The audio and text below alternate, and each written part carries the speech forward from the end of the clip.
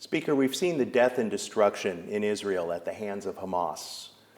What advice would you have for Congress, or what should Congress do, and what are your thoughts about these attacks? It's atrocious to watch. Every day there's new. As of now, there's 11 Americans killed.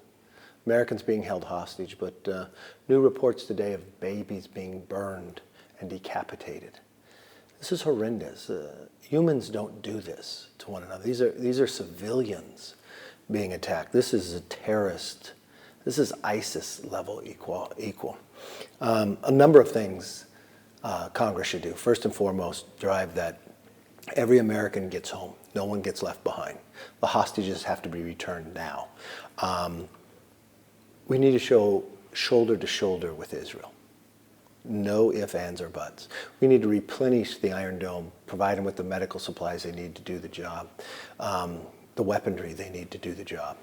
And everybody in the world, we should gravitate together that Hamas has to be destroyed. Not weakened, destroyed for what they have done. The other things I look at is I fear that they could be in America with our own border that has been open this long. We've caught a number of people on the FBI terrorist watch list. You know, in 2019, we caught no one. So far this year, 151, coming from 160 different countries. And we've got to stand up to the anti-Semitism that continues to grow in our colleges. I watch some members in Congress. And you know, history repeats itself when people don't pay attention to it. And it seems a lot like the 1930s around the world right now. I've talked to a number of people on the intel community, and they're saying that a 9/11 could literally happen here in the United States within the next 5 years as the result of what's taking place. I mean, there are terrorists, there are Hamas facets that are making their way across the border right now. It's easy to get in. They've shown it many times. And think of all the people we haven't caught. Think of all the people that have gotten through with no knowledge. And you can't have a wide border open like that and think something's not going to happen. And you think it's just going to happen in these other parts of the world. I mean, in Israel, they don't have one fence, they have two walls. And they broke through in a bulldozer. They planned with Iran. And the difficulty is in this administration made Iran stronger. Financially, let them help more. You look in the the foreign currency exchange. When Biden took over, Iran only had $4 billion. They now have $70 billion. No longer does the Biden administration enforce the sanctions on the oil production in Iran. So they've gone from producing 400,000 barrels a day to 3 million. And with Biden attacking oil production in America, the price of oil has gone up to $100 a barrel. So they're making billions upon billions of dollars. And under the Biden administration, their number one priority is climate change. They're more worried about the weather than about terrorism. And I think you could do both, but I think I'd prioritize the terrorists first. No doubt our adversaries are watching this very closely, China in particular with Taiwan. They could see it as an opening with the U.S. involved in both Ukraine and then possibly Israel, that it might be time to strike. People would look at that because also before World War II, you had the axis of powers that created. The same things happen now with Iran, Russia, and China. Now, Iran has just, through Hamas, has attacked Israel. Russia is attacking Ukraine, and China savors after Taiwan. It's a very dangerous world out there with an administration who believes in appeasement that's only created this atmosphere around the world now. Getting now to the speakership. Without a speaker, there's really nothing that Congress can do right now. You would be willing to serve again, would you not? Yeah, but it's up to the conference to decide. You know, I've served, unfortunately, all the Democrats and just 8 Republicans. 96% of the Republicans said no. It seems very short-sighted of those 8.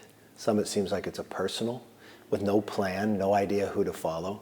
And for them to argue about whether keeping the government open, could you imagine if the government was shut down right now and our military not being paid? What more tragic events would be happening around the world or doubting the strength of America?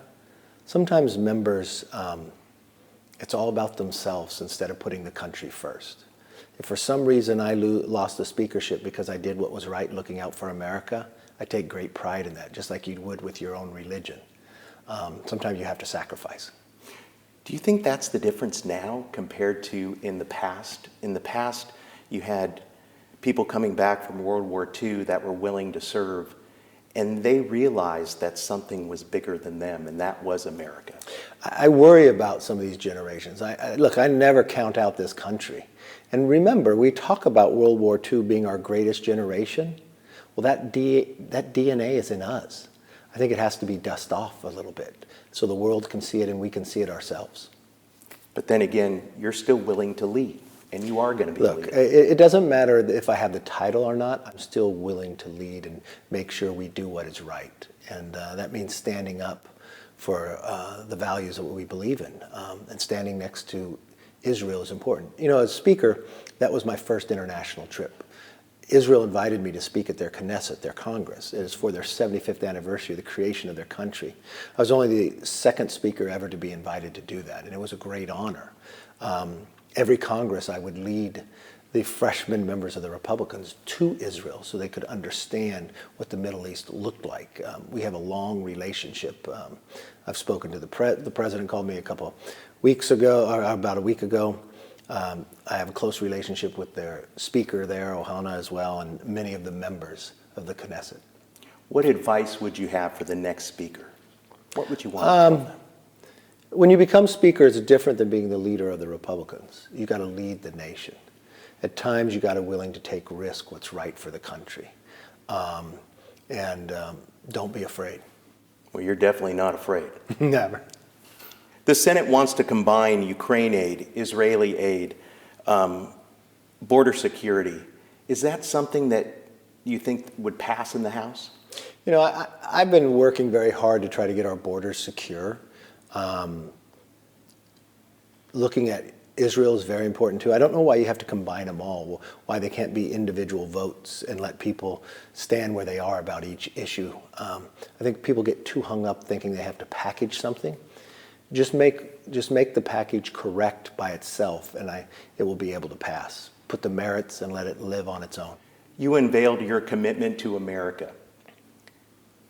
Stronger borders, giving parents the rights.